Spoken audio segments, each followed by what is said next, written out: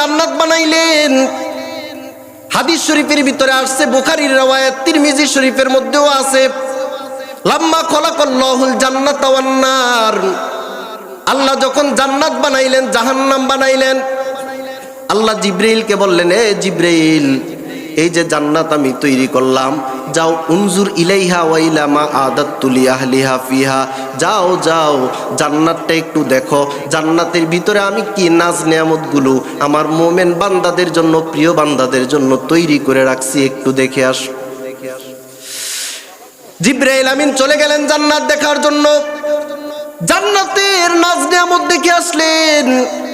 জান্নাতের এত সুন্দর সুন্দর নহর, জান্নাতের ভিতরে পরিচ্ছন্ন 1 নাম্বার দুধের নহর, জান্নাতের ভিতরে পরিচ্ছন্ন পানির নহর, জান্নাতের ভিতরে 1 নাম্বার খাঁটি মধুর নহর, জান্নাতের ভিতরে খমরতা প্রিয় একটা সুন্দর পানীয় মদ যেটা জান্নাতের হবে সেটার নহর। এভাবে জান্নাতের নাজ নেয়ামতগুলো দেখে আসলেন। আসার পরে আল্লাহ জিজ্ঞেস করলেন, কেমন দেখলা? জিবরাইল আমিন বলতেছে, আল্লাহ এত সুন্দর জান্নাত আপনি তৈরি করেছেন, ওয়াল্লাহি লা ইয়াসমাউ বিহা আহাদুন ইল্লা দাখালাহা। ও দয়ার মালিক, এই জান্নাতের বিবরণ যদি পৃথিবীর কোনো জিন আর মানুষ শোনে গো, একটা মানুষও বাকি থাকবে না যে মানুষটা জান্নাতে প্রবেশ করবে না, বরং পৃথিবীর সব মানুষ এই জান্নাতে প্রবেশ করবে। আল্লাহ বলতেছেন, জিবরাইল এতটুকু দেখেই তুমি মন্তব্য করো না, জান্নাতে যাওয়ার জন্য কি কি আমল করা লাগবে ওইটাও তুমি একটু দেখে আসো। এবার দেখলেন, হুজিবাতিল জান্নাতু বিল মাকারি, আল্লাহ জান্নাতকে বেষ্টন করে রাখছেন কষ্টসাধ্য আমল দিয়ে। তার মানে কিছু কষ্টসাধ্য আমল করেই আপনাকে জান্নাতে যাওয়া লাগবে। আমি জিজ্ঞেস করি, যখন পৃথিবীর পশু পাখিগুলো ঘুমায়, যখন পৃথিবীর সব মানুষগুলো ঘুমায়, সেই সময় সুবহে সাদিকে মুয়াজ্জিন যখন আজান দেয়, আসসালাতু খায়রুম মিনান নাওম,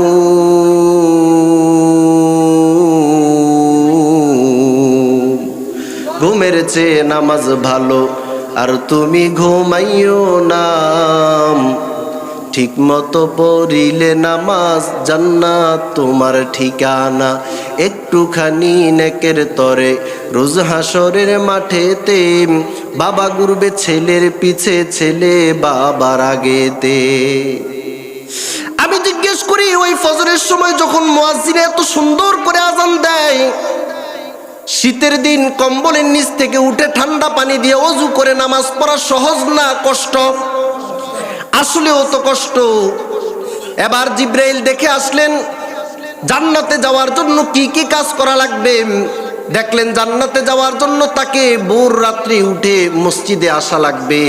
আজকের দিনটার কথাই আমি আপনাদেরকে জিজ্ঞেস করে বলি, যদি এতটুকুর পরীক্ষায় আমরা যাচাই করতে যাই, আজকে ভূমিকম্পে যদি আমরা সকলেই এরকম এমন হতো, আল্লাহ না করুক, যদি মানুষগুলো আজকে মারা যাইতো, তাহলে রবের দরবারে ফজরের নামাজ পড়ে নাই এমন আসামি হয়ে আমাদের দাঁড়াইতে হইতো কি হইতো না?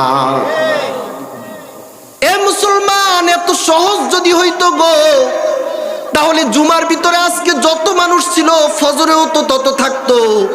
ওই সময়ের আমলটা অনেক কষ্ট। আবার দুপুরবেলা কাজ ছেড়ে জোহরের নামাজ পড়া কষ্ট, বিকালবেলা ওই অফিস আদালত গোছানোর টাইমে আসরের নামাজ পড়া কষ্ট, সারাদিন কাজ করে ক্লান্ত শ্রান্ত পরিশ্রান্ত শরীর নিয়ে মাগরিবের নামাজ পড়া কষ্ট, রাতের বেলা টিভির পর্দায় বসে থাকা আরাম, সেই সময় গিয়ে আবার এশার নামাজ পড়া কষ্ট।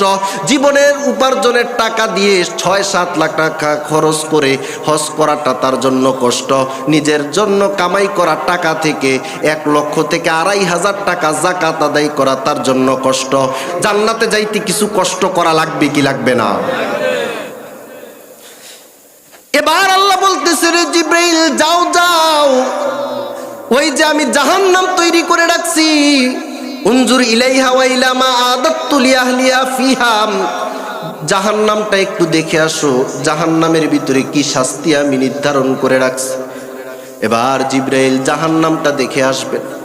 আসার পর আল্লাহকে বলবেন, আল্লাহ এত কঠিন, এত ভয়ঙ্কর জাহান্নাম, এত কঠিন শাস্তির জাহান্নাম, খশিতু আল্লাহ ইয়াদখুলাহা আহাদুন, আমার আশঙ্কা হয় আপনার এই জাহান্নামটা ফাও যাবে।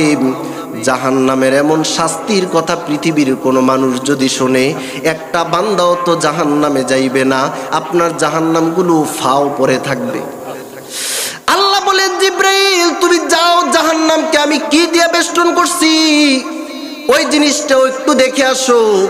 এবার আল্লাহ হুজিবাতিন নারু বিশাহাওয়াত, জাহান্নামকে লোভাতুর জিনিস দিয়া, লোভনীয় জিনিস দিয়ে আল্লাহ জাহান্নামটাকে বেষ্টন করে রাখছেন।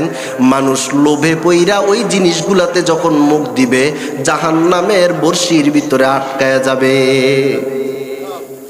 এবার লোভনীয় জিনিস দিয়ে আল্লাহ জাহান্নামকে বেষ্টন করে রাখছেন কেমন? চাকরি করলে মাসে আমি 20,000 টাকা পাবো, সারাদিন কাজ করা লাগবে, ডিউটি করা লাগবে। সে এখন চাকরি করতে রাজি না, লোভে পড়ছে, সে চুরি করবে আর ডাকাতি করবে। এক রাত্রে যদি একটা গাড়িকে ঠেক দিয়ে ডাকাতি করা যায়, এক রাত্রেই 20,000 টাকা। এটা একটু ভাল লাগতেছে শূন্য, প্রতি রাতেই 20,000, মোবাইল আরো কত কিছু। তখন সে লোভে পইরা চাকরি করে 20,000 তার কষ্ট, কিন্তু এক রাত্রেই 20,000 পেয়ে যাবে। যদি ডাকাত দলের সদস্য হতে পারে, চোর কমিটির সদস্য যদি সে হতে পারে, তখন সে লোভে পইরা ওইগুলাতে জড়ায়। সে আসলে লোভনীয় জিনিসে জড়াচ্ছে না, জাহান্নামের বর্ষির ভিতরে আটকাইতেছে। আলহামদুলিমান কদ্দার খায়রাও ওয়া খাবালাম,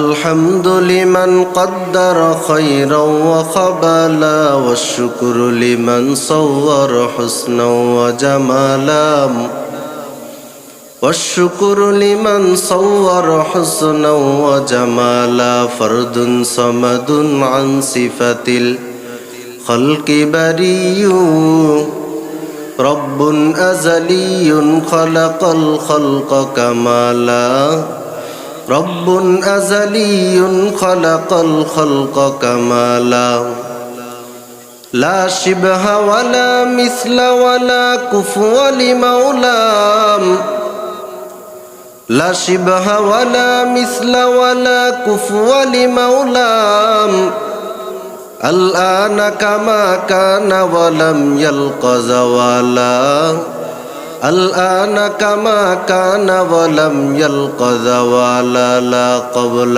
ولا بعد ولا وقت زمانا لا مانع لا حاجب لله تعالى لا مانع لا حاجب لله تعالى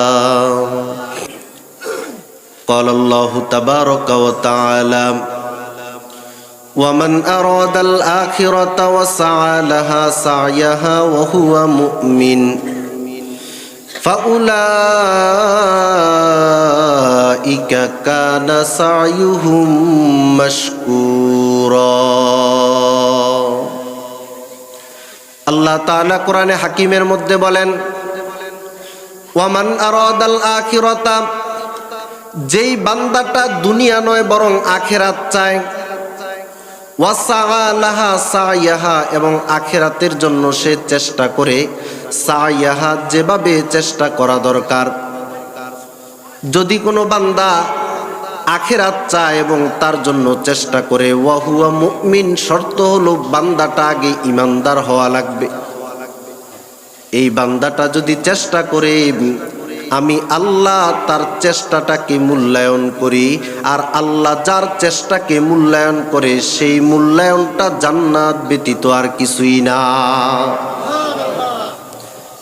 এ মুসলমান, আল্লাহ বলেছেন যদি কেউ দুনিয়া নয় বরং আখিরাত চায়। আমরা এখানে যারা বসে আছি, আমরা কি দুনিয়ার আশায় না আখিরাতের আশায়? আজকের এই মাহফিলের পরে সকলকে একটা করে 1000 টাকার নোট দেওয়া হবে এমন এলান হয়েছে। হে মুসলমান, আমরা সবাই আখিরাতের আশায় এখানে আসছি।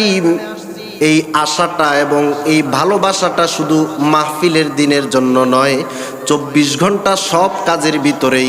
দুনিয়ার আখিরাত যখন সামনে আসবে, আমি দেখব এখানে আমার আল্লাহ কোনটা পছন্দ করেন। যেই বান্দাটা আখিরাতকে পছন্দ করবে, আল্লাহ তার আখিরাতের জান্নাতের রাস্তাটাকে সহজ করে দেন।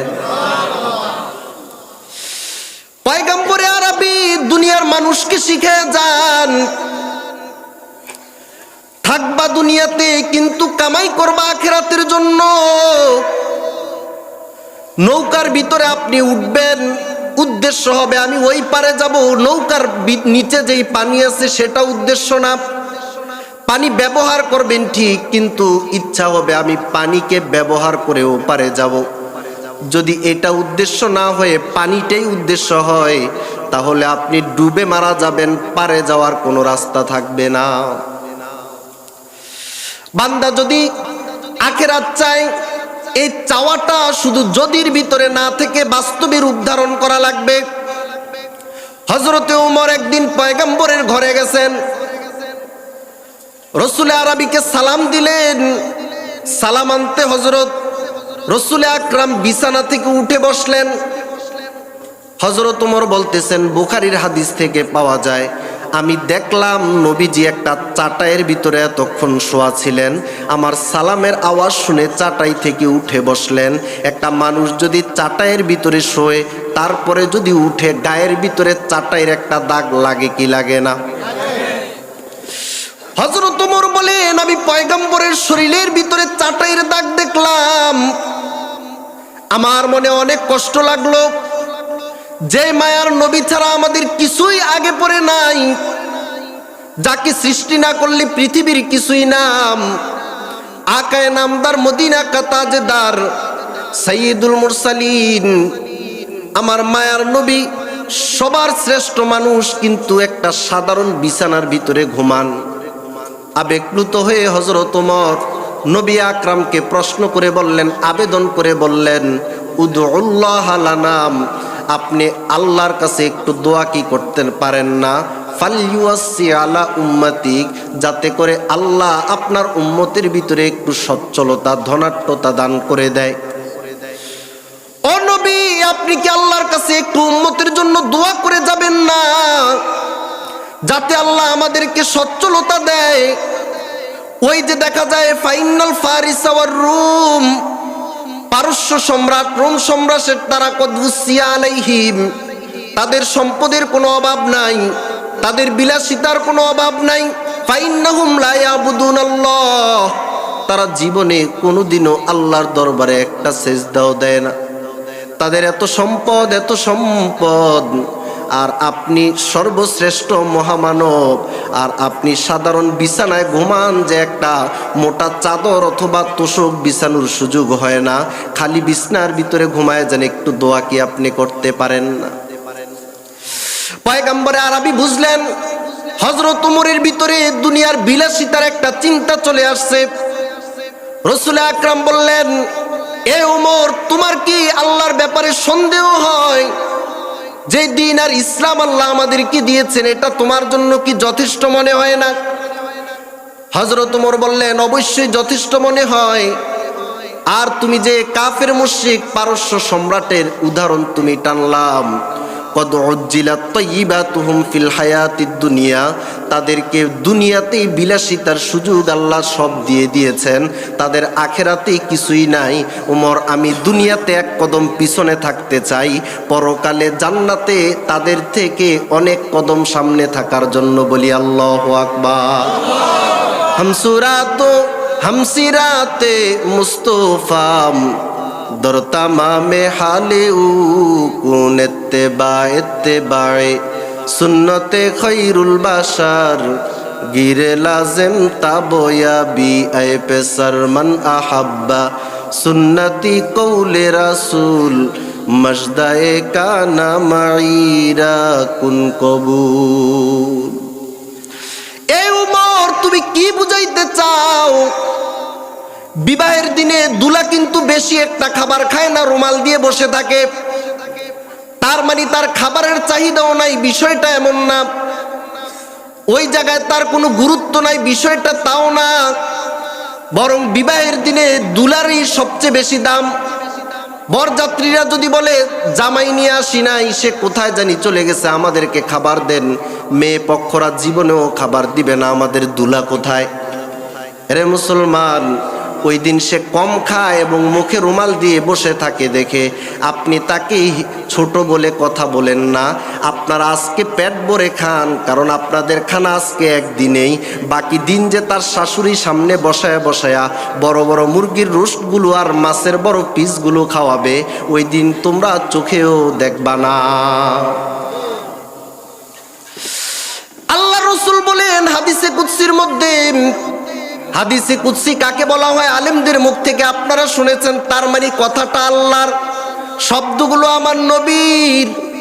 পয়গম্বর আরবি বলেন আল্লাহ বলতেছেন ইজা তাকাররাবাল আবদু ইলাইয়া শিবরা, কোন বান্দা যদি আমি আল্লাহকে পাওয়ার জন্য এক কদম এক বিগত সামনের দিকে আগায়, তাকাররাবতু ইলাইহি জিরাআ, আমি আল্লাহ তার দিকে এক হাত পরিমাণ আগাই। ওয়াইজা তাকাররাবা ইলাইয়া জিরাআন, বান্দা যদি আমাকে পাওয়ার জন্য এক হাত আগায়, তাকাররাবতু ইলাইহি বা, দুই হাত লম্বা করলে যত জায়গা হয় আমি বান্দার দিকে ততটুকু আগাই।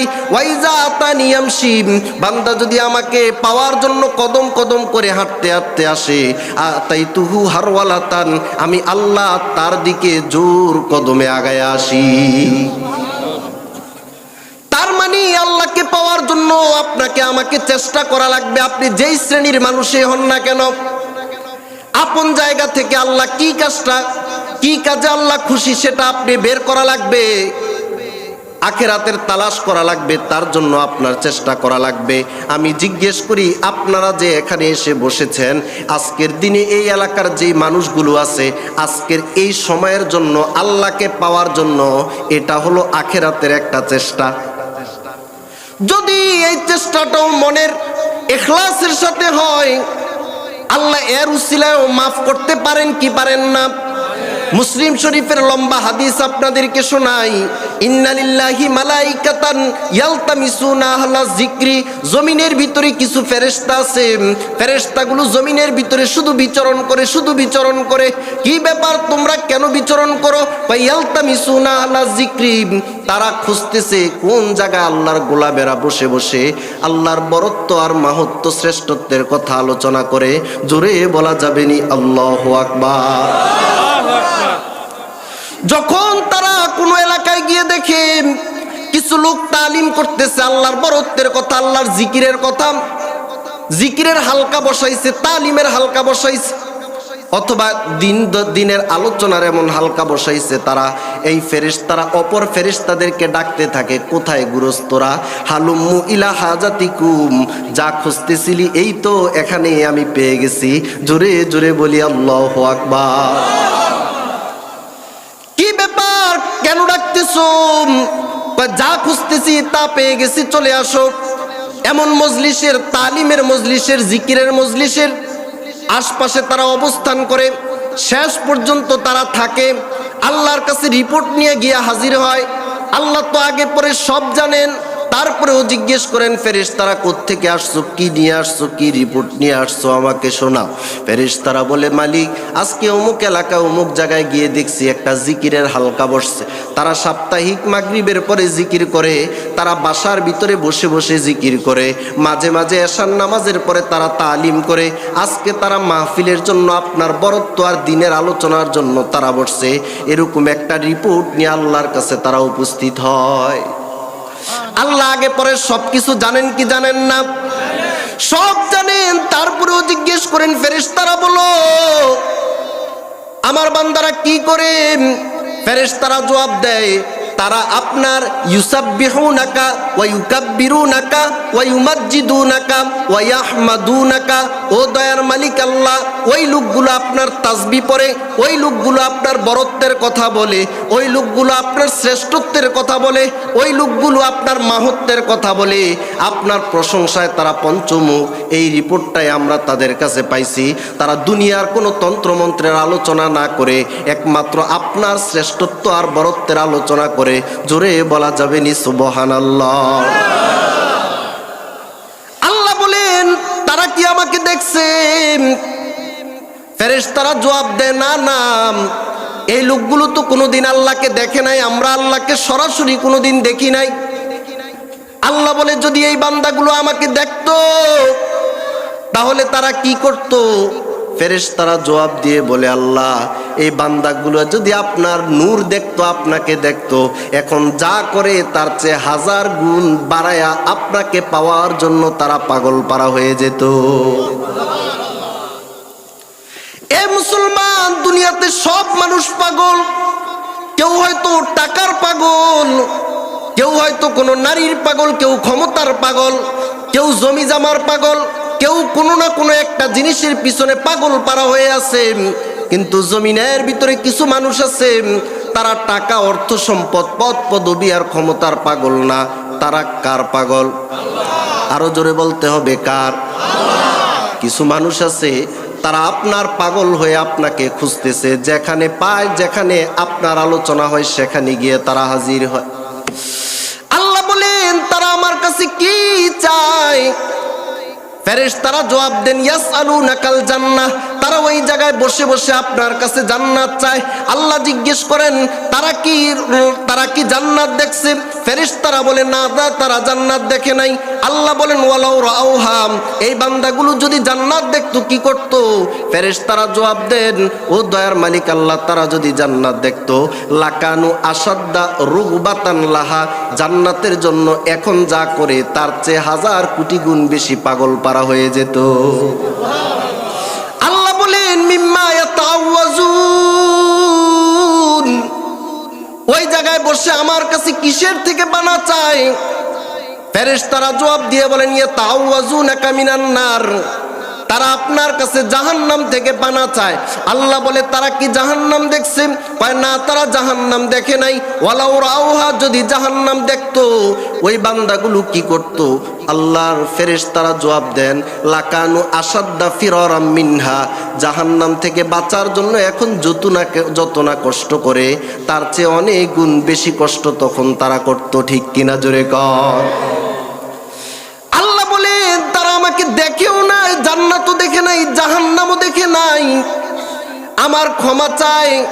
এ ফেরেশতারা, উশহিদুকুম, আমি তোমাদেরকে সাক্ষী রেখে বলি, কদ গফারতু লাহুম, আমি তাদেরকে ক্ষমা করতু, সাইয়্যাতিহিম হাসানাত, আর তাদের গুনাহগুলোকে আমি নেক দ্বারা পরিবর্তন করে দিলাম। কি করলেন? এতটুকু কষ্টই তো করলাম, যে আখেরাত চাই, তো আখেরাত পাওয়ার জন্য দিনের 2-4টা কথা শুনে দেখি আজকের আলোচনা থেকে, প্রত্যেক আলোচক থেকে একটা কথা আমল করার নিয়তে অবশ্যই চেষ্টা করব। এক মাহফিল থেকে যদি 3টা আমল তার পরিবর্তন হয়, এলাকায় প্রতি সিজনে কত মাহফিল হয়, প্রত্যেকটা মাহফিল থেকে 2-3টা করে আমল শিখলে একটা মানুষ আল্লাহর ওলি হইতে 1 বছরের বেশি সময় লাগার কথা না। কিন্তু শুনতেই আছে, কিন্তু আজও কোনো পরিবর্তন তার ভিতরে নাই। তাহলে তো হলো না। আল্লাহ বলেন, ওয়ামান আরাদাল আখিরাত, কোন বান্দা যদি আখিরাত চায়, শুধু যদি বলে আমি আখিরাত চাই, এখানে যদি বলি কে কে জান্নাত চান, সবাই হাত উঠে বলবেন আমি জান্নাত চাই। কে কে আল্লাহকে পাওয়ার জন্য চান, আপনি বলবেন আমি চাই, সবাই হাত উঠে বলবেন। কিন্তু যখন বলা হবে জান্নাতের এটা আমল, এটা জাহান্নামের আমল, তখন বলে হুজুরদের সব কথা মানা যায় না। এমনি সবাই জান্নাত চায়, কিন্তু হুজুররা হালাল হারাম এটা যদি ভাঙ্গা বইলা দেয় যে এভাবে টাকা লাগানো জায়েজ নাই, এটা হারাম, এভাবে উপার্জন করা এটা হারাম, অন্যায়ভাবে ধোকা দিয়ে মাল কিনা হারাম, জানা শোনা অবস্থায় চুরির মাল কিনা হারাম, বোনের হক নষ্ট করা হারাম, এভাবে করে করে যদি বলা হয়, তখন ওয়াজ থেকে উঠে যাবার সময় হাতটা টানা দিয়ে বলে হুজুররা কত কথাই কয়, সব কথা মানান যাবে না, হুজুরে একটু বাড়াইয়েই কয়, আমরা বাড়াইয়ে কই। আবার বলে হুজুররা সরকারের খায়, মসজিদে আজান দেয়, আমরা সরকারের খাই। কি হুজুরের 3 ঘন্টা ওয়াজ ওর এক ঝাড়িতে মুহূর্তেই শেষ। এ মুসলমান, তুমি যদি বাস্তবেই চাও, জান্নাত চাও, আখিরাত থেকে বাঁচতে চাও, তাহলে আল্লাহ আপনার পথ সুগম করে দিবেন, এটা আল্লাহর কথা। ইউসুফ নবীকে যখন জুলাইখার রুমের ভিতরে আবদ্ধ করে বলতেছে আমার কামনা বাসনা পূরণ করা লাগবে, এই প্রাসাদটা আমার, এই রুমটাও আমার, দরজাটা লাগাইছি আমি, দরজার চাবিও আমার কাছে, আজকে আমি আমার মনের কামনা বাসনা পূরণ না করলে এখান থেকে কোনো ছাড় নাই। ইউসুফ নবী দেখলেন বাঁচার কোনো রাস্তা নাই, আমি যেই রুমের ভিতরে আছি এই রুম থেকে দরওয়াজা পর্যন্ত জায়গা আছে, বাকি সবগুলো তালা মারা। বর্ণিত আছে কোন জায়গায় 11টা দরওয়াজা, সবগুলো তালা লাগাই দিছে। হযরত ইউসুফ চিন্তা করলেন, আমি বাঁচার জন্য আমার জায়গা থেকে আমি চেষ্টা করব, বাকিটা পূরণ করবেন কে? এই জায়গা থেকে দরওয়াজা পর্যন্ত দৌড় দিয়ে পালানোর ক্ষমতা আমার আছে, আমি আমার চেষ্টাটা আমি করি, বাকিটা আমার আল্লাহর উপর ভরসা। ইউসুফ নবী সে বাঁচার জন্য যখন দরওয়াজা পর্যন্ত গেলেন, একটা একটা করে 11টা দরওয়াজা খুলে দিয়েছিলেন কে? এ মুসলমান, সবগুলো দরওয়াজা খুলে ইউসুফকে আল্লাহ বাঁচাই দিয়েছেন। সে আল্লাহ এখনো আছেন নাকি নাই? আরে মুসলমান, ওই আল্লাহ এখনো আছেন। ওই আল্লাহর পাওয়ার জন্য, আল্লাহর জান্নাত পাওয়ার জন্য আমাদেরকে কদম কদম করে যদি চেষ্টা করি, সে আল্লাহ এখনো আমাদের জান্নাতের রাস্তাগুলো খুলে দিতে পারেন কি পারেন না? এবার লোভনীয় জিনিসগুলো দেখে জিব্রাইল বলবেন, ও দয়ার মালিক, আপনি এত লোভাতুর জিনিস দিয়ে জাহান্নামটাকে বেষ্টন করে রাখছেন। মানুষ তো লোভগুলা সহ্য করতে পারবে না, সুদের ভিতরে আটকায়া যাবে, জাহান্নামের সেই রক্তের নদীর ভিতরে সে পড়ে যাবে। এভাবে করে করে জাহান্নামে যখন মানুষগুলো চলে আসবে লোভাতুর জিনিসগুলো দেখে, আমার মনে হয় খশিতু আল্লাহ ইয়ানজুয়া মিনহা আহাদুন, জাহান্নাম থেকে মনে হয় পৃথিবীর একটা মানুষও বাঁচতে পারবে না, একটা মানুষও বাঁচতে পারবে না। সবাই লোভে পইরা, এরকম লোভে পইরা টাকায় বাচ্চা দেয়, ওর টাকায়, এরকম টাকায় সুদ টাকাকে সুদে লাগায়, এরকম মানুষ আছে নাকি নাই? সে লোভে পড়ছে।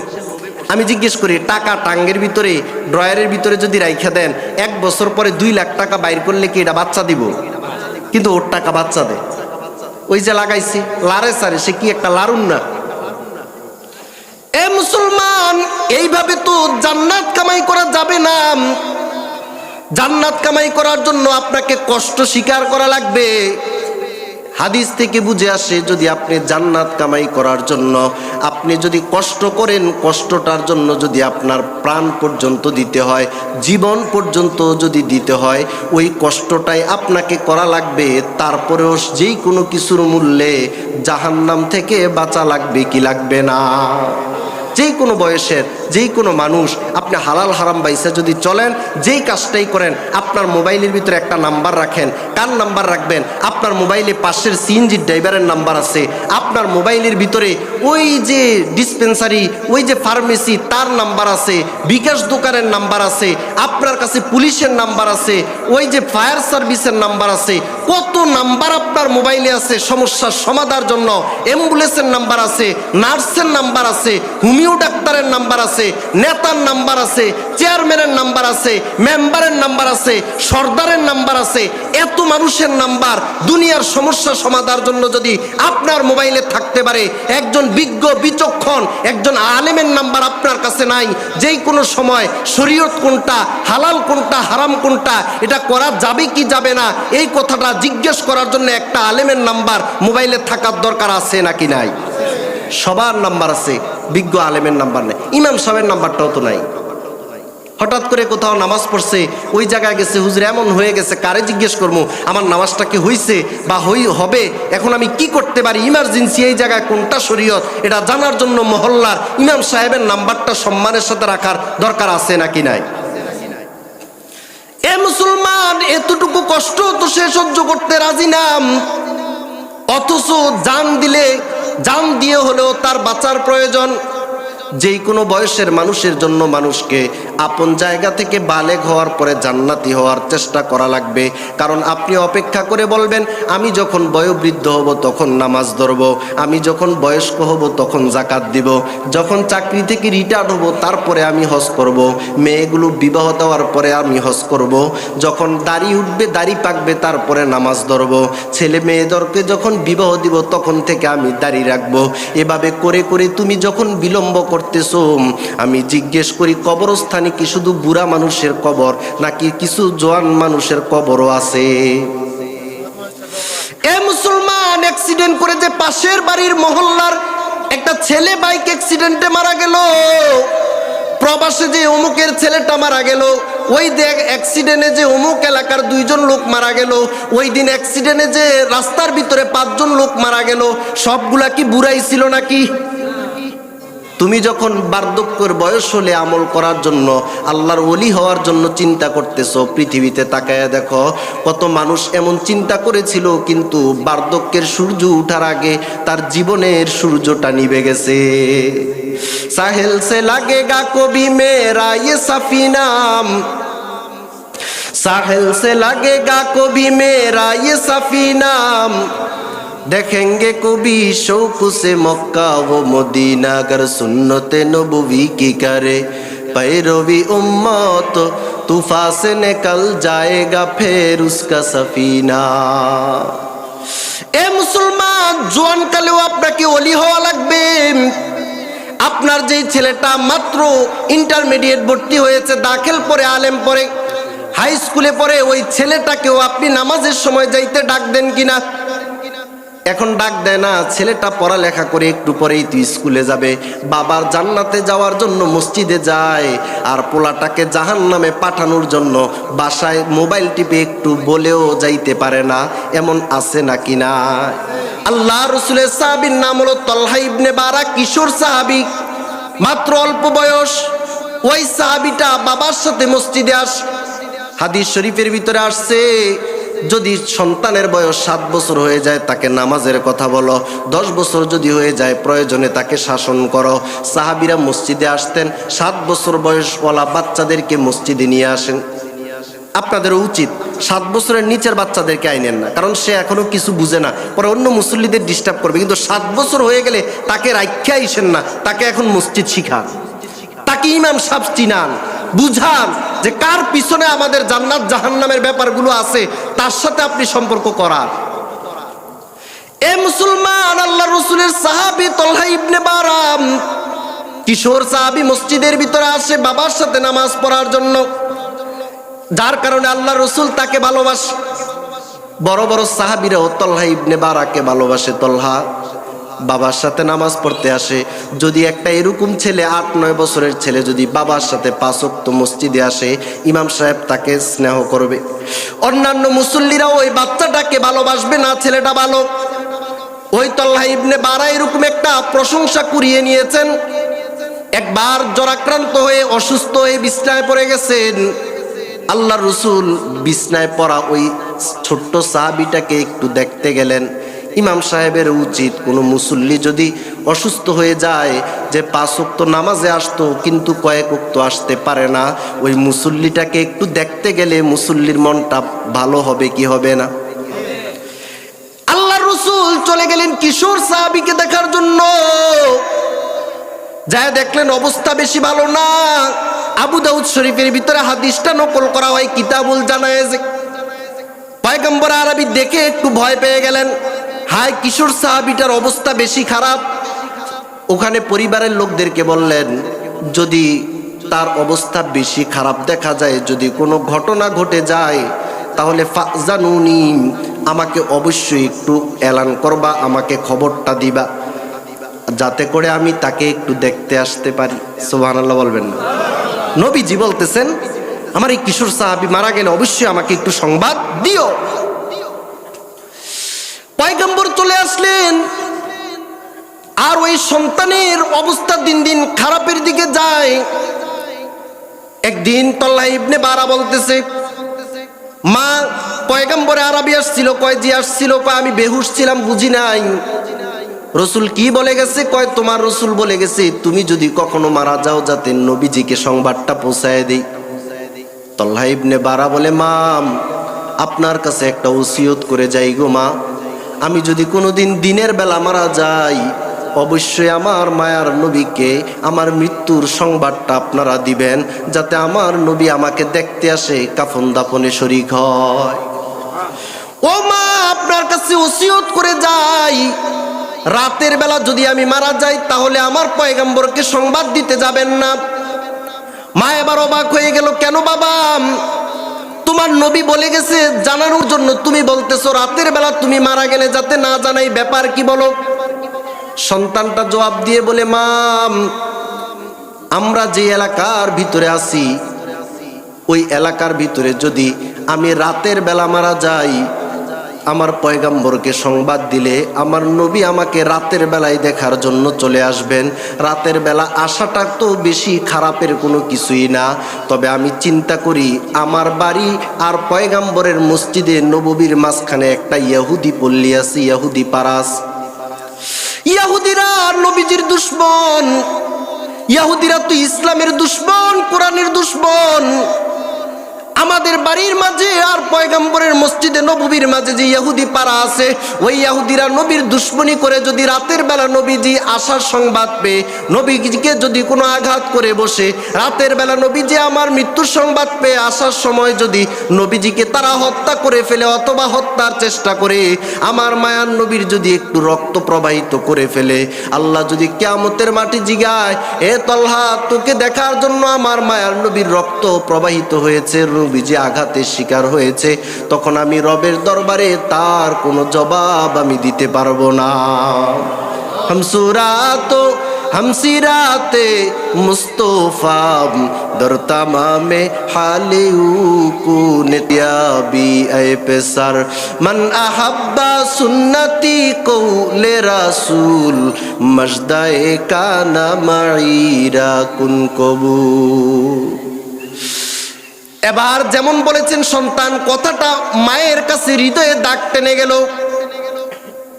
আল্লাহর কি কারিশমা, ওই তলহা ইবনে বারা একদিন ঠিক এই রাত্রে বেলায় মারা গেছে।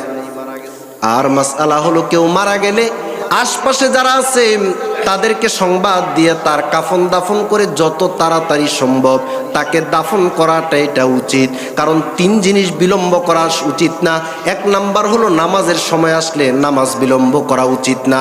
দুই নাম্বার, ছেলে আর মেয়ে বিবাহের উপযুক্ত হলে সামর্থ্য থাকলে বিবাহতে বিলম্ব করা উচিত না। তিন নাম্বার হলো জানাজার লাশ, জানাজার জন্য যদি লাশটা প্রস্তুত হয়ে যায় তার জানাজাটাও বিলম্ব করা উচিত না। এই দিক দিয়ে সন্তান ওসিয়ত করে যায়, আমি রাতের বেলা মারা গেলে রাতের বেলায় কাফন দাফন করবা, নবীজিকে সংবাদ দেওয়ার প্রয়োজন নাই। বাস্তবে সে রাতের বেলা মারা গেল, ওসিয়ত অনুযায়ী রাতের বেলায় তাকে দাফন করা হলো। ফজরের নামাজের সময় তার বাবা মসজিদের নববীর ভিতরে উপস্থিত। নামাজের পরে পয়গম্বর সাহাবীদের হাল পুরসি করতেন। আল্লাহ রসুল ওই বাবাকে জিজ্ঞেস করলেন, বাবা তলহার কি খবর বলো। বাবা চোখের পানি ছেড়ে জার জার করে কান্না করে এবার বলতেছে, গো নবীজি, আপনার ছোট্ট সাহাবী রাতের বেলা ইন্তেকাল করেছে। তারপরে কি হয়েছে? কয় রাতের বেলা আমরা তাকে গোসল দিয়ে জানাজা পড়ে দাফন করে ফেলেছি। নবীজি বলেন, আমাকে কেন সংবাদটা তোমরা দিলা না? বাবা কান্না করে বলতেছেন, পয়গম্বর আমরা তো সংবাদ দেওয়ার জন্যই চাইছিলাম, কিন্তু আমার বাচ্চা ওসিয়ত করে গেছে যাতে রাতের বেলা মারা গেলে সংবাদ না দেই। আল্লাহ রসুল অবাক দৃষ্টিতে তাকায় বললেন, কি ব্যাপার, কেন? বাবা বলল, সন্তান বলে গেছে যদি রাতের বেলা আপনি যান, ইহুদিরা যদি আপনাকে আঘাত করে, যদি আপনাকে কষ্ট দেয়, আপনাকে হত্যা করার চেষ্টা করে, এই জিনিসটা তার এন্তেকালের পরে আপনি তার কারণে কষ্ট পাবেন, সে এন্তেকালের পরেও যাতে ওর কারণে কষ্ট না পান, এই জন্য এই ওসিয়তটা করে গেছে। জোরে বলা যাবে নি আল্লাহু আকবার? আরো জোরে বলি আল্লাহু আকবার।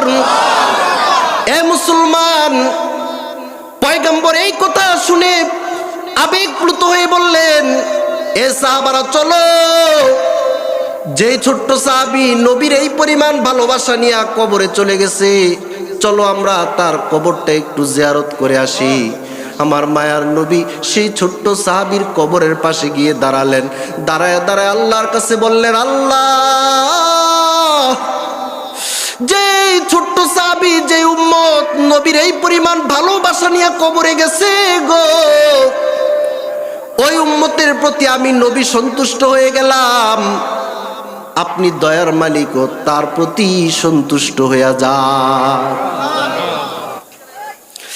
এ মুসলমান, আল্লাহ বলছেন, ওমান আরাদাল আখিরাতা, যে আখিরাত চায়, ও সালাহা, তার জন্য চেষ্টা করে। সে যদি বলে আমি আখিরাত চাই, কোনো চেষ্টা না করে লাভ হবে না। সে যদি বলে আমি বিশ্ববিদ্যালয়ে ভর্তি হয়েছি কিন্তু পড়ালেখা করতে পারবো না, আমি ভর্তি হমু ঠিক কিন্তু কোনো পরীক্ষা দিতে পারবো না, তার জন্য কোনো সার্টিফিকেট আসেনি। তুমি বলবা আমি জান্নাত চাই, আল্লাহকে চাই কিন্তু নামাজ পড়ো না, শুধু শুক্রবারে নামাজ পড়ো। এত বড় মসজিদ, এটা শুধু জুমার দিনের মুসল্লিদের দিকে তাকায়া বানানো হয়েছে। আমার মনে হয় ইমাম সাহেবরা এলাকার মানুষে এটা দোতলা কেমনে করা যায় সেই ফিকিরেও আছে। কেন ওই জুমার দিন কিছু মানুষ বেশি হয়। মসজিদ কি শুধু জুমার জন্য নাকি 5 ওয়াক্তের জন্য?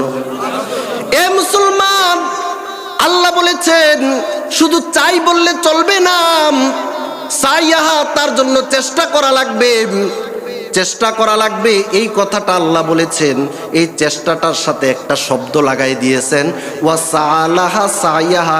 শুধু চেষ্টা করলে হবে না, চেষ্টাটাও হতে হবে যেভাবে চেষ্টা করা দরকার সেইভাবে, যেইভাবে চেষ্টা করার দরকার সেইভাবে। এখন আজান দেওয়ার একটা নিয়ম আছে। মনে করেন যে মুয়াজ্জিন, সে আজান দিয়ে আল্লাহকে খুশি করতে চায়। কেন চায়? কারণ একটা বান্দা যদি আজান দেয় তাহলে আল্লাহ তাআলা কিয়ামতের মাঠে তাকে উঠাবেন এমনভাবে যে তার ঘাটটা একটু লম্বা দেখা যাবে, সবার থেকে উঁচা লম্বা দেখা যাবে।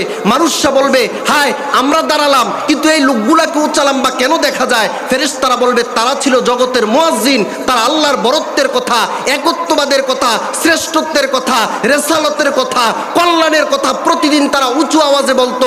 আমি তাদেরকে সম্মান দিয়ে উঁচা লম্বা করে দিয়েছি। এটা জান্নাতে যাওয়ার জন্য একটা মুয়াজ্জিনের চেষ্টা। এখন চেষ্টাটা করতে হবে ওইভাবে যেভাবে চেষ্টা করা দরকার। আপনি ওইভাবে না গিয়ে যদি চেষ্টা করেন বেদাতি পদ্ধতিতে, কেমনে? আজানের আগে দিয়া একটু দুরূদ শরীফ পড়ে, আজানের আগে দিয়ে দুরূদ শরীফ পড়ে। আমি জিজ্ঞেস করি, পৃথিবীতে কি আজান নবীর জমানায় একবার হয়েছিল? কথা বলেন না। আজান কি শুধু একবার হয়েছিল? নবীর জমানায় প্রতি ওয়াক্তে 5 বার মসজিদে নববীতে আজান হইতো কি হইতো না? হইতো। ওই জায়গার ভিতরে কিভাবে আজান হইতো, কত হাদিসের ভিতরে আসছে। আলেমদেরকে জিজ্ঞেস করেন, তহাবি শরীফের ভিতরে বাবুল আজানের ভিতরে হাদিস অহরহর উল্লেখ করা আছে। আজান কিভাবে দিতে হবে নবীজি শিখাচ্ছেন। কোন জায়গার ভিতরে এই কথাটা নাই। সে জান্নাত পাওয়ার জন্য চেষ্টা করে বেদাতি পদ্ধতিতে। তুমি চেষ্টা করতে পারো মক্কায় যাওয়ার জন্য, কিন্তু রাশিয়া, তুমি ওই চীন জাপানের পথ ধরে যদি মক্কার দিকে যাও, তুমি জীবনে রকেট দিয়ে গেলেও মক্কা মদিনা দেখবা। এ মুসলমান, তুমি জান্নাতে যাওয়ার জন্য চেষ্টা করবা, ঠিক পদ্ধতিটা হতে হবে জান্নাতি পদ্ধতি, সুন্নতের পদ্ধতিতে আমল করা লাগবে। 3 জন সাহাবী চলে গেলেন। কোথায় চলে গেলেন? হাদিস শরীফের ভিতরে আসছে, যা সালাসাতু রাহদিন ইলা আজওয়াজিন নবী সাল্লাল্লাহু আলাইহি ওয়াসাল্লাম। সাহাবীদের 3 জন চলে আসলেন পয়গম্বরের স্ত্রীদের কাছে। কি ব্যাপার, কেন আসছো? ইয়াসআলুনা আন ইবাদাতিন নবী। তারা চলে আসছে নবীর স্ত্রীদের কাছে জানার জন্য। ও নবীর স্ত্রীরা, সম্মানিতা মায়েরা, পয়গম্বরে আরবি ঘরের ভিতরে কিভাবে আমল করেন আমাদেরকে একটু বলেন, আমরাও সেভাবে আমল করে জান্নাতে যেতে চাই। এবার স্ত্রীরা পয়গম্বরের আমল বাতলাই দিলেন, কিভাবে নবীজি আমল করতেন। ওই যে 3 জন আসছেন জানার জন্য, তাদের কাছে আমলগুলা যথেষ্ট মনে হয় নাই। কান্নাহুম তাকাল্লুহা, মনে হয় যেন আমলগুলো তাদের কাছে কম মনে হয়। আমরা ভাবছি নবীজি মনে হয় তার চেয়ে বেশি আমল করেন, কিন্তু যা শুনলাম একটু কম মনে হয়। ও বুঝছি, নবীজি আর বেশি আমল করে লাভ কি? আমার নবীর তো আগে পরে সব গুনাহ মাফ, এই কারণে নবী হয়তো বেশি আমল করেন না। আমাদের তো আর আগে পরের গুনাহ মাফ না। আমরা জান্নাতে যাওয়ার জন্য, মুত্তাকি বান্দা হওয়ার জন্য নবীর চেয়েও মনে হয় বেশি আমল করা লাগবে। তাদের নিয়তটা ভালো, গেছিল ভালোর জন্যই। এখন এই মন্তব্যটা যে তারা করছে, এই মন্তব্যটা যে তারা করছে যে কান্নাহুম তাকাল্লুহা, নবীজির আমলগুলো একটু কম কম মনে হয়েছে, এই কথাটা আবার নবীর কানে চলে গেছে যে 3 জন নাকি আসছিল আমার স্ত্রীদের থেকে আমার আমল জানার জন্য, আর এটাকে কম মনে করে তারা আমার চেয়ে বেশি আমল করে বুজুর্গ হইতে চায়। এই কথাটা নবীর কানে যাওয়ার পর 3 জনকে ডাকাইছে, এদিকে আসো। কি তোমরা নাকি এমন এমন বলছো? কি বলছো শুনি? একজন বলতেছে, বুঝছি আজকের থেকে ইন্নী আকুমুল্লাইলা কুল্লাওয়ালা আনাম, আজ থেকে আমি সারা রাত্র জাগ্রত থাকবো, আর কোনোদিন আমি রাতের বেলা ঘুমাবো না। সারা রাত জাগ্রত থেকে রবের দরবারে নামাজ আদায় করব, কিয়ামুল লাইল করব। আর আরেকজন বলল, ইন্নী আসুমুদ্দাহরা কুল্লাওয়ালা উফতির, আজ থেকে আমি বাকি জীবন যতদিন বেঁচে থাকি রোজা রাখবো, কোনোদিন রোজা ভাঙবো না। আরেকজন বলল, ইন্নী আতাজিলুন নিসা ওয়ালা তাজাওয়াজ, আজ থেকে আমি স্ত্রীদের থেকে দূরে চলে যাব, কোনো স্ত্রীর কাছেও যাব না, বিবাহ শাদীও করব না, বেশি বেশি করে আমল করার জন্য বিবাহ শাদী সংসার ধর্ম ছেড়ে দিব। এভাবে করে বেশি বেশি আমল করে জান্নাতে যাওয়ার জন্য চেষ্টা করব। আল্লাহ রাসূল বলতেছেন, তোমরা যে মন্তব্যগুলো করছো আমি শুনতে পারলাম, তবে এটা ঠিক নয়। কান্নাহুম তাকাল্লুহা, তারা যে কম মনে করেছে এটা ভুল। আল্লাহ রাসূল বলেন, ইন্নী আকশাকুম লিল্লাহ ওয়া আতকাকুম বিল্লাহ, আমি তোমাদের চেয়ে আল্লাহর নিকট বড় মুত্তাকি, আমি আল্লাহকে তোমাদের চেয়েও বেশি ভয় পাই। আমি তো রোজাও রাখি, মাঝে মাঝে রোজা নাও রাখি, আমি রাতের বেলা ঘুমাই, উঠে মাঝে মাঝে একটু নামাজ পড়ি, বাকি সময় ঘুমাই, আমি স্ত্রী সংসার নিয়ে আমি জীবন যাপন করি। আমি এভাবে করার পরে আল্লাহ সবচেয়ে বড় মুত্তাকি বান্দা। এগুলাকে উপেক্ষা করে বড় মুত্তাকি হইতে যাইও না। ফামান রগিবান সুন্নতি ফালাইসা মিন্নি, আমার সুন্নতের বাইরে গিয়া যদি বুজুর্গ সাজতে চাও তাহলে বুজুর্গ হবা না, আমার দলের বাইরেই তোমরা চলে যাবা। এ মুসলমান, সাহাবীদেরকে পয়গম্বর কি শিখাইলেন? আল্লাহ রাসূল সাহাবীদেরকে শিখাইলেন, বুজুর্গ হও, তবে ওভার বুজুর্গ হইও না। সুন্নতের বাইরে গিয়া কোনো শরীয়ত মানা যায় না। যারা সুন্নতের বাইরে গিয়া বেদাতি পদ্ধতিতে শরীয়ত পালন করতে চায়, তারা বেদাতি পদ্ধতিটাকে আশকে রাসূল মনে করে, যারা সুন্নত অনুযায়ী আমল করে তাদেরকে নবীর দুশমন বলে। এমন আছে নাকি নাই? অপরদেরকে নবীর দুশমন বলে।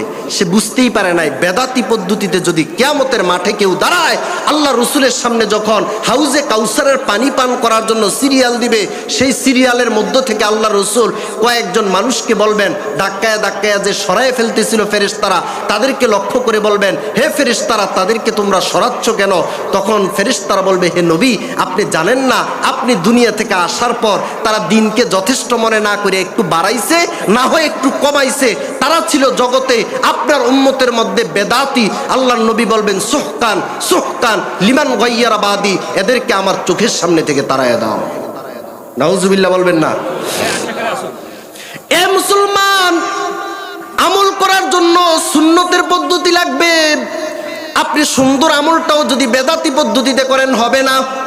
আমি জিজ্ঞেস করি, একের পরে যদি একটা শূন্য দেয় কত হয়?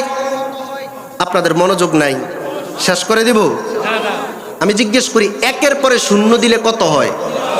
আরেকটা শূন্য দিলে, আরেকটা দিলে, আরেকটা দিলে 1000, 1000-এর সাথে আরেকটা শূন্য দিলে 10,000, 10,000-এর সাথে আরেকটা শূন্য দিলে 1 লাখ, 1 লাখের সাথে আরেকটা শূন্য দিলে 10 লাখ, 10 লাখের সাথে একটা শূন্য দিলে 100 লাখ, তার মানে 1 কোটি। 10 লাখের সাথে একটা শূন্য দিলে 90 লাখ বেড়ে যায়। একটা শূন্যের দাম কত হইল? কথা বুঝেন? এখন একটা শূন্যের দাম কত হয়েছে? 90 লাখ।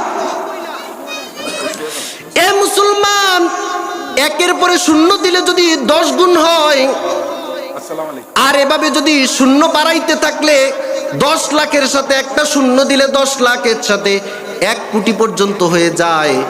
একটা শূন্যের দাম যদি 90 লাখ টাকা হয়ে যায়, কোনো বান্দা যদি বলে, হায়, যে একটা শূন্যের দাম 90 লক্ষ টাকা, ওই শূন্যটা পরে যাবে কেন?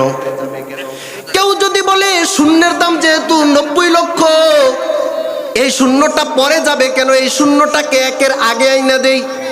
আমি জিজ্ঞেস করি, একের আগে যদি 100টা শূন্য পর্যন্ত দেয়, ওই শূন্যের কোনো দাম আসেনি? তাহলে শূন্যের দাম একটা দিয়া 90 লাখ বাড়তে পারে, কিন্তু শূন্যটা হতে হয় একের পরে। শূন্যটা যদি একের আগে দেয়, যেমন কোনো সম্মান নাই। আপনি আমল করবেন ঠিক, আমলটা যদি সুন্নতের পদ্ধতি হয়, এটার দাম অনেক বেড়ে যাবে। আর বেদাতি পদ্ধতিতে হলে ধাক্কাইয়া কাতার থেকে বের করা ছাড়া উপায় নাই। এ মুসলমান, আল্লাহ কোরআনে বনি ইসরাইলে বলতেছেন, ওমান আরাদাল আখিরাতা ওয়া সালাহা সায়াহা। আপনারা যারা বসা আছেন পিছনে এবং সামনে ফাঁকা আছে, একটু আগায় বসেন। পিছনে আর বসতে পারছে না, ওনারা দাঁড়ায় আছে। একটু জিকির করি লা ইলাহা ইল্লাল্লাহ, জোরে লা ইলাহা ইল্লাল্লাহ। একটু আগাইতে হবে, একটু যদি এতটুকু আজকে আলোচনাই হলো জান্নাতের জন্য একটু মেহনত করা, চেষ্টা করা। পিছনে যারা আছে ওনারা যাতে বসতে পারে, মাঠে জায়গা হচ্ছে না, পিছনে একটু আগায় বসি মেহরবানি করে। লা ইলাহা ইল্লাল্লাহ, আল্লাহ নামের জিকির করবে যারা, আল্লাহর প্রিয় হবে তারা, আল্লাহর প্রিয় হবে যারা, জান্নাতে প্রবেশ করবে তারা। জোরে লা ইলাহা ইল্লাল্লাহ, জোরে লা ইলাহা ইল্লাল্লাহ। ভাইরা আমার, বন্ধুরা আমার, বলছিলাম ওয়ামান আরাদাল আখিরাতা, যে আখিরাত চায়, ওয়া সাআলাহা, আখিরাতের জন্য চেষ্টাও করে, সায়াহা, যেভাবে চেষ্টা করা দরকার যদি বান্দাটা ওইভাবেই চেষ্টা করে, ওইভাবে যদি চেষ্টা করে, আল্লাহ বলেন তার চেষ্টাটাকে আমি মূল্যায়ন করি। তাফসিরের কিতাবে লেখে যার চেষ্টাকে আল্লাহ মূল্যায়ন করে তার বিনিময়ে জান্নাত ছাড়া আর কিছুই হতে পারে না। আমলটা কম হতে পারে, এই যে আপনার কাছে আমলটা কম হতে পারে, কিন্তু পদ্ধতিটা যদি সুন্নতের উপর হয়, দেখতে দেখা যায় না, ডাকডুল পিটানোর কোনো ব্যাপার সেপার নাই, অনেক বড় সিরিয়াল ধরে আপনি জাকাত দেওয়ার জন্য এমন কোনো আয়োজন নাই, কিছুই নাই, নীরবে নিবৃত্ত করে যাচ্ছেন। আমলটা যদি সঠিক হয়, একটা আমল যদি পছন্দ হয়, এই আমলের উসিলে আল্লাহ জান্নাত দিতে পারে কি পারেন? মজার একটা হাদিস মনে পড়ে গেল বুখারী শরীফের। পয়গম্বরে আরবি এশার নামাজ পড়ে বসা, সাহাবায়ে কেরামদের ভিতরে একজন দাঁড়ায় বললেন, ওগো আল্লাহর রাসূল, আমি আপনার দরবারের একজন মুহাজির সাহাবী, আমি আপনার দরবারের মুহাজির সাহাবী, হিজরত করে আসছি এবং আমি মুসাফির, অনেক দূর থেকে হিজরত করে আসছি এবং আমি সফর করে আসছি মুসাফির, আমার কয়েকদিন খাবারের ব্যবস্থা নাই, আমি আসছি আপনার মসজিদে নববীর ভিতরে থাকে আপনার থেকে এলেম কালাম শিখ। ওগো নবীজি, আমি আজকে কয়েকদিন এখানে ক্ষুধার জ্বালায় কষ্ট করতেছি, না হোটেল আছে না খাবার আছে, কোনো কিছুর ব্যবস্থা নাই, আপনি কি আমাকে আজকে একটু মেহমানদারি করাতে পারবেননি? সুবহানাল্লাহ বলবেন না? সাহাবী কার কাছে মেহমানদারি চায়? নবীর কাছে, যে নবী আমি তো আপনার দরবারে পড়ালেখা শিখতে আসছি, কয়েকদিন হয়ে গেল খাবার নেই, ক্ষুধার জ্বালায় আছি, আপনি কি রাত্রেবেলা একটু আমাকে মেহমানদারি করবেন? তো নবীজি অনেক লাজুক ছিলেন, না করেননি, আর না করার কথাও না। হযরত আনাসকে বললেন, আমার স্ত্রীদের কাছে যাও, গিয়ে খবর নিয়ে আসো কোন স্ত্রীর ঘরে রাতের বেলায় একজন ক্ষুধার্ত মুসাফিরকে মেহমানদারি করানোর মতো কোনো খাবার আছে কিনা একটু জিজ্ঞেস করে আসো।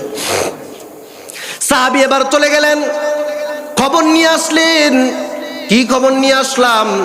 কয় সাহাব, আপনার স্ত্রীরা খবর দিয়েছে কারো ঘরে সামান্য একটু পানি আছে, কিন্তু একজন ক্ষুধার্ত মুসাফিরকে খাওয়ানোর মতো পর্যাপ্ত পরিমাণ খাবার কোনো স্ত্রীর ঘরে নাই।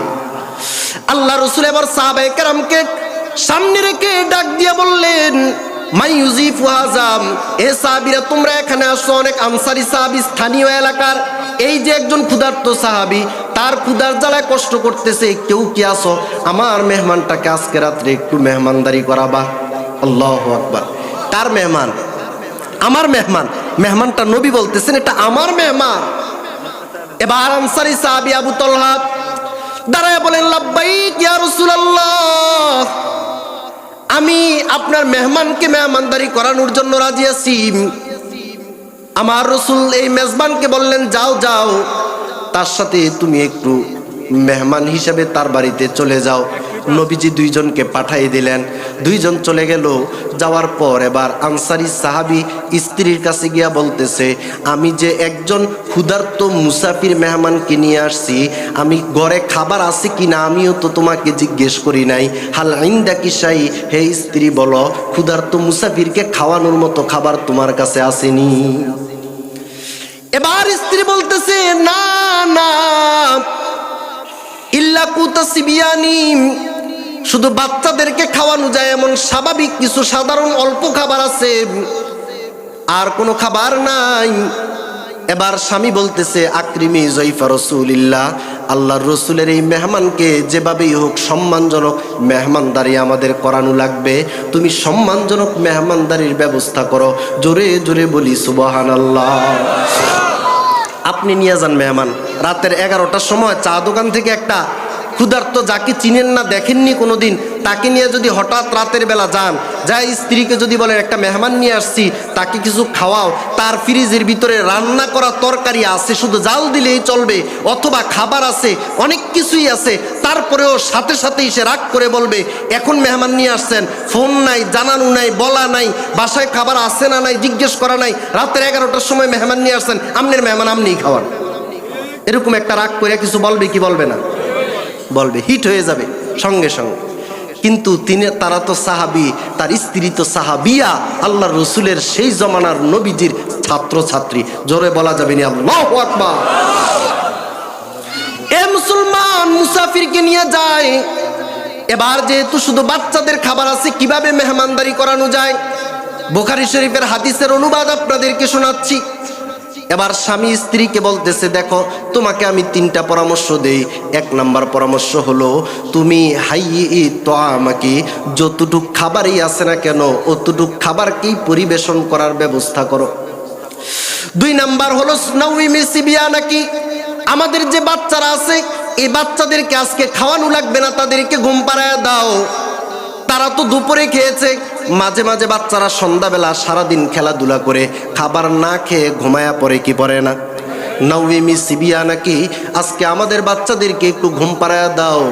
আর 3 নাম্বার হলো আতফি সিরাজাকি, এবং যখন আমি খাবার খাওয়ার জন্য মেহমানকে নিয়ে বসবো, মাঝখান থেকে বাতিটা নিভায়া দাও।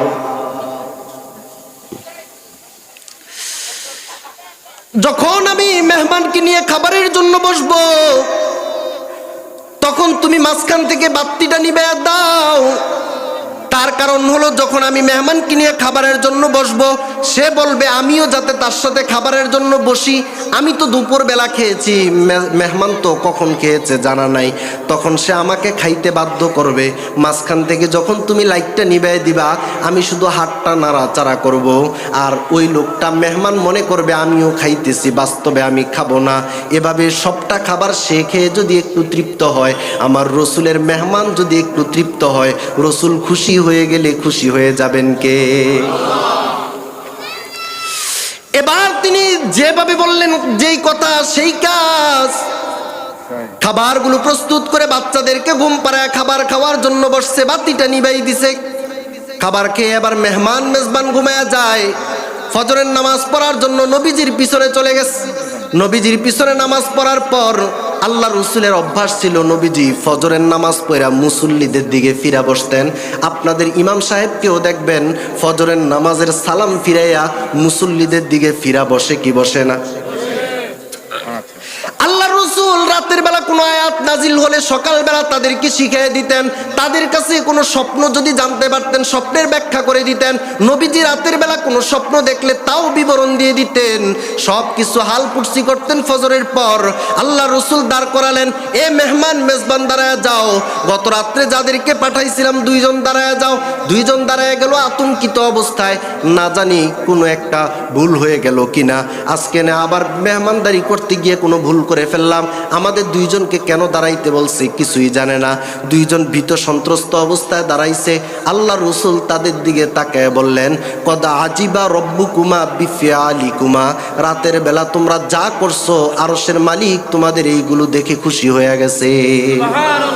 সাহেল সে লাগেগা কবি মেরা ইয়ে সফিনাম, देखेंगे कभी शौक से मक्का वो मदीना, अगर सुन्नते नबवी की करे पैरवी उम्मत, तूफान से निकल जाएगा फिर उसका सफीना। আল্লাহ রসুল বলেন, তোমাদের কাজ দেখে আল্লাহ খুশি হয়ে গেছেন এবং তোমাদের জন্য আল্লাহ প্রশংসা করে কোরআনের ভিতরে আয়াত নাজিল করেছেন। সূরা হাশরের আয়াতটা আল্লাহ নাজিল করে দিয়েছেন।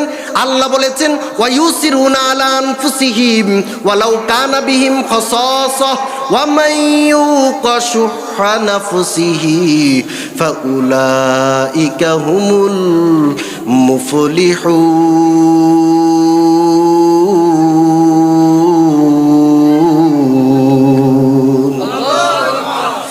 আল্লাহ কোরআনের আয়াত নাজিল করে বলতেছেন, জগতের ভিতরে কিছু মানুষ আছে, তারা নিজেদের উপর আরেকজনকে অগ্রাধিকার দেয়। আরে মুসলমান, নিজেদের প্রয়োজন আছে তারপরেও আরেকজনকে অগ্রাধিকার দেয়। নিজেরাও রাতের বেলা খাবারের প্রয়োজন না খেয়ে আরেকজনকে খাওয়াইস। ওয়ায়ুসিরুনা আলা আনফুসিহিম ওয়ালাউ কানা বিহিম খাসাসা, অথচ তাদেরও প্রয়োজন আছে, তারও তো দরিদ্র। ওয়ামান ইউকা শুহা নাফসিহি, কোন মানুষদেরকে যদি আল্লাহ এমন একটা দিল দেয় যেই দিলটার ভিতর আল্লাহ এত প্রশস্ততা দিয়ে দিয়েছেন যে নিজের তুলনায় আরেকজনকে একটু অগ্রাধিকার দিতে পারে, এমন দিলওয়ালা মানুষদের ব্যাপারে আল্লাহ বলতেছেন ফাউলাইকা হুমুল মুফলিহুন, আমি আল্লাহ বলতেছি ওই লোকগুলোই জমিনের ভিতরে আমার সফল কাম বান্দা। এ মুসলমান, মুসাফিরকে খাওয়ানোর কথা বলি না, আমি তো বলি তোমার আপন ফুফুকে তোমার বাড়ির দাওয়াতের দিন দাওয়াত করছো নি? দেখো তোমার বাড়িতে কত বড় অনুষ্ঠান, তোমার ফুফুকে কেন দাওয়াত দিতে তোমার মনে নাই? ফুফুকে কেন মেহমানদারি করাইতে তোমার মনে নাই? ওই ফুফু তো কোনো দূরের আত্মীয় নাম, ওই ফুফু হলো তোমার বাবার আপন বোন। এই বাড়িতেই তোমার বাবা যেই বাড়িতে খেলে বড় হয়েছে সেই বাড়িতেই কিন্তু তোমার ফুফু বড় হয়েছিল। বা দাদা বিবাহ দেওয়ার কারণে সেখানে চলে গেছে, না হয় তার কলিজাটার মনটা সব সময় বাবার বাড়িতে পড়ে থাকে কি থাকে না? বাবার বাড়ি থেকে যদি ভাই পুতে ফোন দেয় আর যদি কোনো কারণে একটু দাওয়াত করে গো, ওই ফুফুর কলিজাটা ঠান্ডা হয়। সে তো আপন ফুফুকে দাওয়াত দিতে মনে থাকে না, সে তো তার বাড়িতে আপন বোনকে দাওয়াত দিতে মনে থাকে না। আপন বোন যে এই জায়গার ভিতরে বড় হয়েছে, এক প্লেটের ভিতরে তারা খাবার খেয়েছে, আজকে মা বাবা বিবাহ দেওয়ার কারণে তারা অন্য জায়গায় চলে গেছে। এক টুকরা মাছ ভাগ করে যেই ভাই বোনগুলো একসাথে খাইতো, একটা ডিমকে মা ভাগ করে দুইজনের প্লেটে দিত যাতে ঝগড়া না করে। ওই জায়গায় যেই ভাই বোন একসাথে বড় হয়েছে, আজকে ভাইয়ের ঘরে কত আয়োজন হয়, কিন্তু ওই বোনকে একটু বলার জন্য সময় ভাইয়ের হয় না, কিন্তু ফ্রেন্ড সার্কেলদেরকে বলার সময় হয়। এমন ভাই সমাজের ভিতরে আছে নাকি না?